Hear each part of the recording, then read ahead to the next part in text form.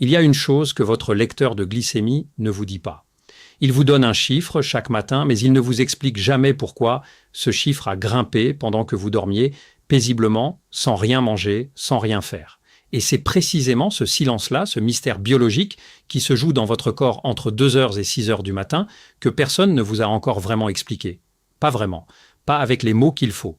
Pas avec la clarté que vous méritez. Alors aujourd'hui, c'est ce que nous allons faire ensemble. Je suis le Dr Morgan, médecin spécialisé dans la santé et la longévité après 60 ans.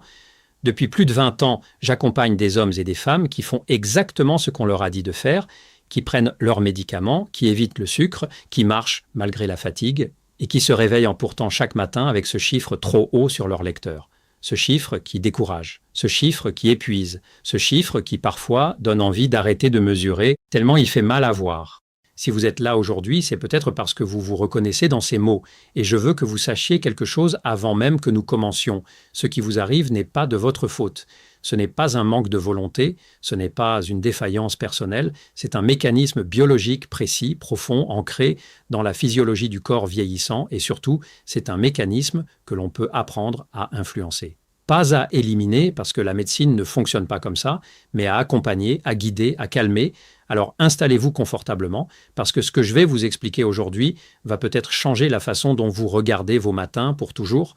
Commençons par une question que vous vous êtes sûrement posée, peut-être des dizaines de fois, peut-être même cette semaine. Vous vous couchez avec une glycémie correcte, peut-être 130, peut-être 140. Vous n'avez rien mangé depuis 19 heures. Vous avez évité le dessert, le pain, les féculents. Vous avez fait tout ce qu'il fallait. Et pourtant, le lendemain matin, votre lecteur affiche 165, 170, parfois davantage. Et vous vous demandez sincèrement, honnêtement, mais d'où vient ce sucre? Je n'ai rien mangé. Comment est-ce possible? C'est la bonne question. Et elle mérite une vraie réponse. Votre foie ne dort jamais vraiment. C'est la première chose à comprendre. Pendant que vous reposez, pendant que votre cœur ralentit et que votre respiration devient profonde et lente, votre foie, lui, continue de travailler. Il a une mission essentielle, vitale même, maintenir votre cerveau en vie pendant les longues heures de jeûne nocturne. Parce que votre cerveau est un organe extraordinairement exigeant. Il consomme du glucose en permanence. Il ne peut pas stocker d'énergie comme vos muscles ou vos cellules graisseuses. Il dépend d'un approvisionnement continu, régulier, précis, et c'est votre foie qui assure cet approvisionnement pendant la nuit, en puisant dans ses propres réserves de glycogène, en fabriquant du glucose à partir d'acides aminés et d'autres substrats, dans un processus que nous appelons la gluconéogenèse hépatique. Ce processus est normal, il est nécessaire. Sans lui, vous ne vous réveilleriez tout simplement pas. Mais voilà où les choses deviennent plus complexes et où l'âge joue un rôle que la plupart des médecins n'expliquent pas assez clairement. Après 60 ans, chez les personnes atteintes de diabète de type 2 ou en prédiabète, ce mécanisme naturel et précis commence à se dérégler. Votre foie reçoit des signaux d'insuline affaiblis, comme s'il entendait un message radio brouillé, parasité, et parce que le signal est flou, parce que la communication entre l'insuline et le foie est perturbée par la résistance insulinique qui s'est installée progressivement avec les années, votre foie prend une décision de survie. Il libère plus de glucose que nécessaire, beaucoup plus. Parfois 2 fois, 3 fois plus que ce dont votre cerveau a réellement besoin pendant la nuit. Et ce glucose excédentaire, ce glucose que personne n'utilise parce que vous dormez, parce que vos muscles sont au repos, parce que vous ne bougez pas, s'accumule silencieusement dans votre circulation sanguine heure après heure, sans que vous puissiez le voir, le sentir ou l'arrêter, jusqu'à ce que votre réveil sonne, que vous attrapiez votre lecteur et que le chiffre vous tombe dessus comme une douche froide. Voilà ce qui se passe réellement, non pas parce que vous avez mal mangé la veille, non pas parce que vous avez triché, mais parce que votre foie, ce chef d'orchestre silencieux de votre métabolisme, joue une partition légèrement décalée. Et maintenant, laissez-moi vous poser une question qui va peut-être vous surprendre. Est-ce que, pour tenter de faire baisser cette glycémie du matin, vous avez commencé à ne plus rien manger après 19 heures, peut-être même après 18 heures. Est-ce que vous vous couchez parfois le ventre presque vide en pensant que moins vous mangez le soir, moins votre glycémie sera haute le lendemain? Si c'est le cas, je vous comprends. C'est une logique qui semble évidente. Moins d'apport le soir, moins de sucre dans le sang. Et pourtant, médicalement parlant, cette stratégie produit souvent l'effet inverse. Voici pourquoi. Lorsque votre foie détecte que les réserves d'énergie circulante sont trop basses en fin de soirée, Lorsqu'il perçoit que l'organisme entre dans une période de disette prolongée, il active un réflexe de survie profondément ancré dans notre biologie ancestrale. Il augmente sa production nocturne de glucose, il libère davantage, pas moins, pour s'assurer que votre cerveau ne manquera de rien pendant les heures à venir. C'est contre-intuitif, mais c'est physiologiquement logique. Votre corps interprète le jeûne prolongé comme une menace et il répond à cette menace en mobilisant toutes ses ressources. Sauter le dîner ou manger trop peu le soir, pour quelqu'un dont le foie est déjà en suractivité glycémique nocturne, c'est parfois comme mettre de l'huile sur le feu en croyant l'éteindre. Permettez-moi de vous parler de Geneviève. Elle avait 63 ans quand elle est venue me consulter pour la première fois. Une femme rigoureuse, organisée, qui prenait sa santé très au sérieux, diabétique depuis 6 ans, sous metformine depuis 4. Elle m'avait apporté un carnet de glycémie, tenu avec une précision d'horloger, et en lisant ce carnet, j'ai vu immédiatement quelque chose de frappant. Ses glycémies diurnes étaient relativement satisfaisantes, entre 120 et 140 après les repas, quand elle faisait attention. Mais ces glycémies du matin, celles prises après 10 ou 11 heures de jeûne nocturne, ne descendaient jamais en dessous de 160. Parfois, elles atteignaient 180 et Geneviève ne comprenait pas. Elle me l'a dit avec une frustration profonde, presque douloureuse. « Docteur Morgan, je ne mange plus rien après 18h30. Je bois de l'eau, c'est tout.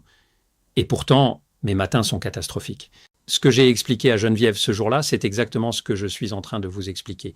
Et quand elle a compris que ce n'était pas sa faute, que son corps n'était pas contre elle, mais qu'il appliquait un mécanisme de survie un peu trop zélé, j'ai vu quelque chose changer dans ses yeux. La culpabilité s'est allégée, et c'est à partir de là qu'on a pu vraiment travailler ensemble.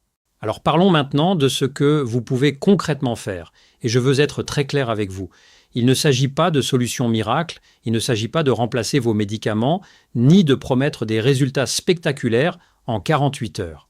Ce dont je vais vous parler, c'est d'une approche nutritionnelle du soir, fondée sur des données scientifiques solides, qui peut progressivement aider votre foie à mieux calibrer sa production nocturne de glucose en lui envoyant les bons signaux au bon moment, et qui peut, en parallèle, améliorer votre sensibilité à l'insuline pendant le sommeil pour que les messages biologiques circulent mieux entre vos organes.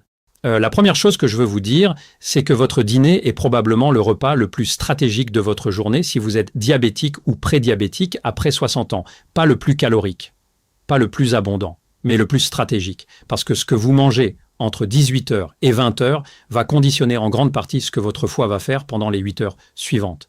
Les légumes à feuilles vertes sont votre premier allié. Les épinards, le chouquel, les blettes, la roquette, la laitue romaine. Ces végétaux sont d'une richesse nutritionnelle que nous sous-estimons chroniquement. Une portion généreuse, 150 grammes au minimum, vous apporte entre 3 et 5 grammes de fibres alimentaires. Ces fibres créent une sorte de barrière physique dans votre intestin qui ralentit l'absorption de tout glucide présent dans votre repas.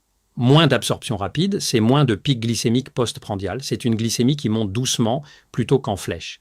Mais ce qui me tient vraiment à cœur dans ces légumes, ce qui fait toute la différence pour les diabétiques après 60 ans, c'est leur richesse en magnésium. Le magnésium est un minéral absolument central pour le métabolisme du glucose et le fonctionnement de l'insuline. Et nous savons aujourd'hui, grâce à de nombreuses études rigoureuses publiées dans des revues médicales reconnues, qu'une très grande proportion de personnes atteintes de diabète de type 2 présentent une carence en magnésium. Une carence qui aggrave la résistance à l'insuline, une carence qui perturbe encore davantage la signalisation hépatique nocturne.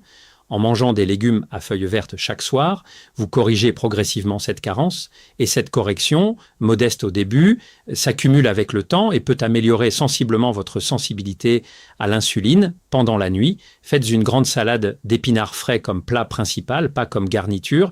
Faites sauter du chou frisé à l'ail dans une cuillère d'huile d'olive. Mélangez plusieurs types de feuilles vertes avec du concombre, des tomates cerises, du poivron. Accordez à ces légumes la place centrale dans votre assiette du soir. C'est un geste simple, c'est un geste médical. L'avocado, c'est votre deuxième allié du soir. Et je sais que certains d'entre vous hésitent à en manger parce qu'ils ont entendu que c'est gras, que c'est calorique. Permettez-moi de nuancer cette idée. L'avocat est effectivement riche en matières grasses, mais ce sont des graisses mono-insaturées, le même type de graisses que l'on trouve dans l'huile d'olive qui ont été largement étudiées pour leur effet bénéfique sur la résistance à l'insuline. La moitié d'un avocat moyen apporte 7 grammes de fibres et une charge en graisse saine qui stabilise la glycémie de manière prolongée, y compris pendant le sommeil. Il contient également du potassium, ce qui est particulièrement intéressant pour les diabétiques qui présentent souvent des fluctuations tensionnelles nocturnes. Une demi-portion au dîner, en tranche dans une salade ou simplement assaisonnée d'un filet de citron, c'est suffisant et c'est précieux. Les graines de chia méritent une attention particulière. 2 cuillères à soupe de graines de chia, c'est 11 grammes de fibres, 11 grammes, dont une majorité de fibres solubles qui, au contact de l'eau ou du yaourt, forment un gel visqueux dans votre tube digestif. Ce gel ralentit considérablement la digestion, il libère l'énergie progressivement, heure après heure, pendant toute la nuit, et ce flux énergétique lent et constant envoie un signal précieux à votre foie.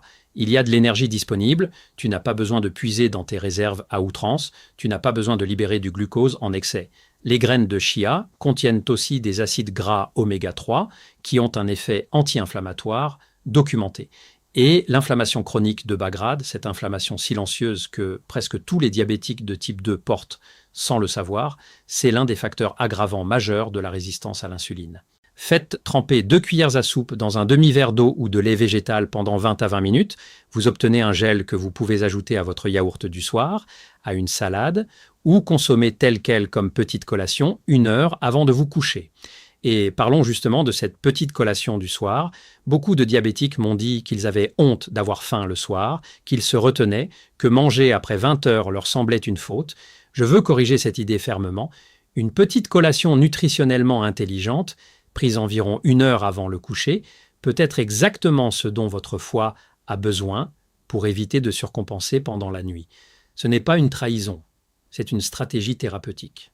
Le yaourt grec nature sans sucre ajouté est l'un des meilleurs choix pour cette collation.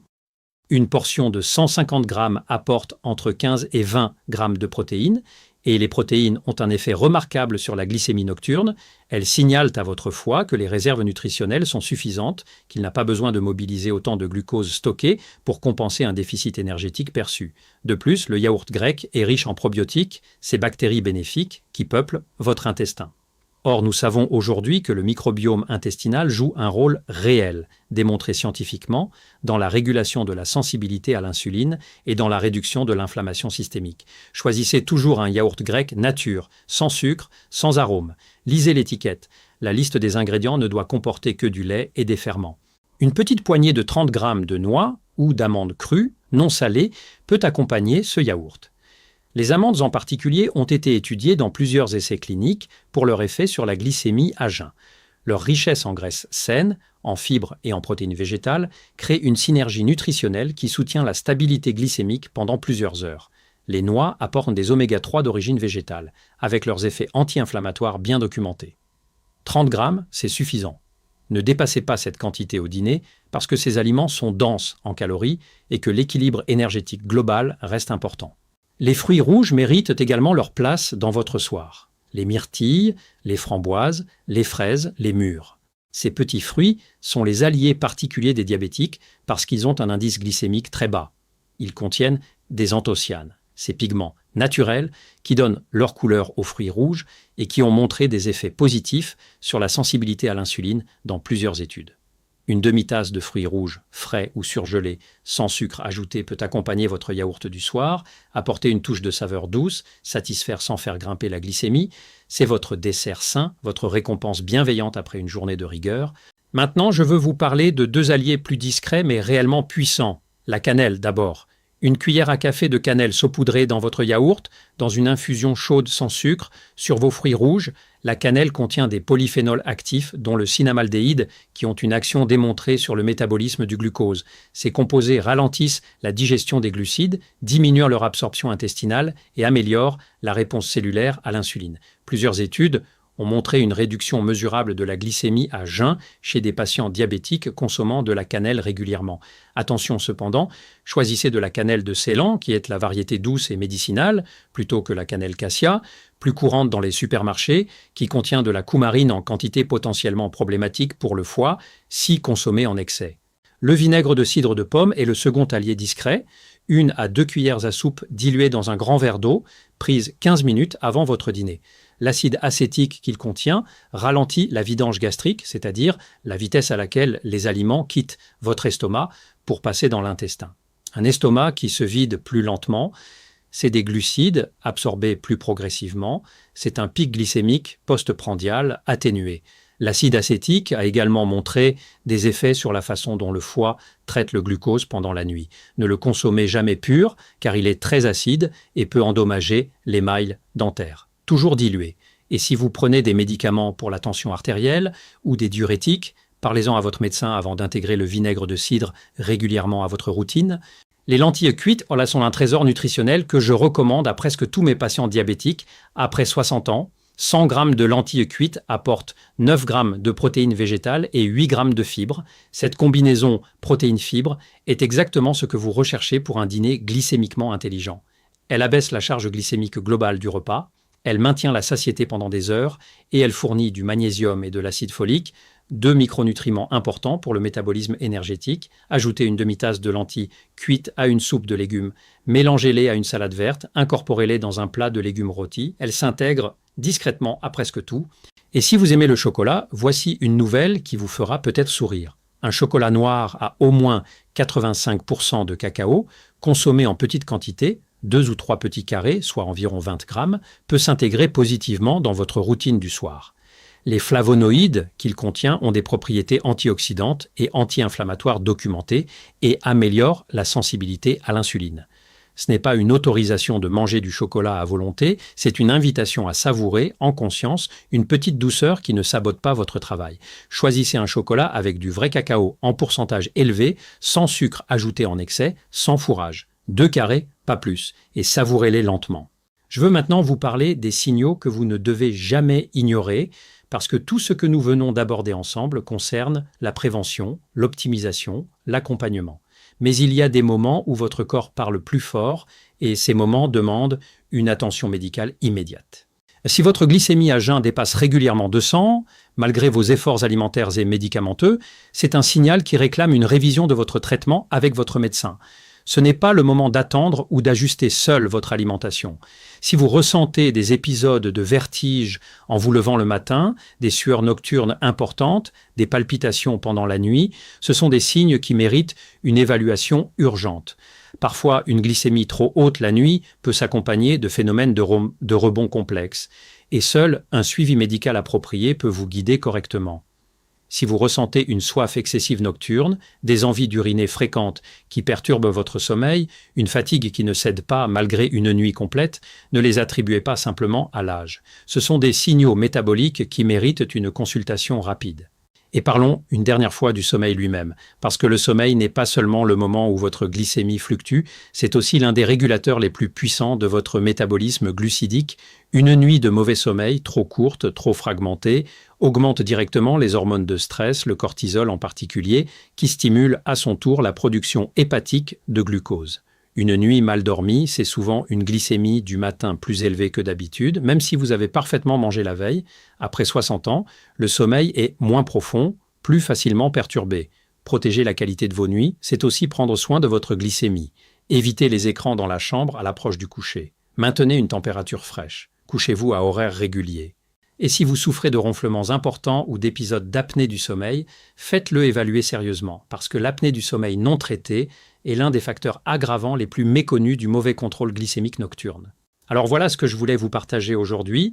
Pas des promesses, pas de la magie, mais de la compréhension, de la clarté et des outils concrets que vous pouvez commencer à utiliser dès ce soir si vous le souhaitez. Incorporez des légumes à feuilles vertes à votre dîner, non pas comme garniture, mais comme plat principal. Ajoutez un demi-avocat, des graines de chia, quelques lentilles pour structurer votre assiette de façon glycémiquement intelligente. Prenez une petite collation 1 heure avant de vous coucher. Un yaourt grec nature avec quelques noix et quelques fruits rouges. Saupoudrez de la cannelle de Ceylan. Essayez le vinaigre de cidre dilué avant le repas. Offrez-vous 2 petits carrés de chocolat noir à 85%. Et observez, mesurez votre glycémie chaque matin à la même heure, notez les chiffres, donnez-vous 2 semaines, parce que le corps, après 60 ans, a besoin d'un peu de temps pour ajuster ses rythmes biologiques. Mais il répond, presque toujours il répond. Ce que votre lecteur de glycémie vous dit chaque matin, ce n'est pas un verdict, c'est une information, et maintenant vous savez comment l'interpréter. Maintenant, vous comprenez ce qui se passe dans ce foie qui travaille en silence pendant que vous dormez. Maintenant, vous avez des outils pour lui parler autrement, pour lui envoyer les signaux qu'il attend, pour lui dire doucement qu'il peut se reposer un peu, que vous avez pris soin de lui avant de vous endormir. Prenez soin de vous, votre corps mérite cette attention et il mérite surtout des explications claires, des conseils honnêtes et un accompagnement qui vous respecte. C'est ce que j'essaie de vous offrir chaque jour. Je suis le Dr Morgan et je vous retrouve très bientôt.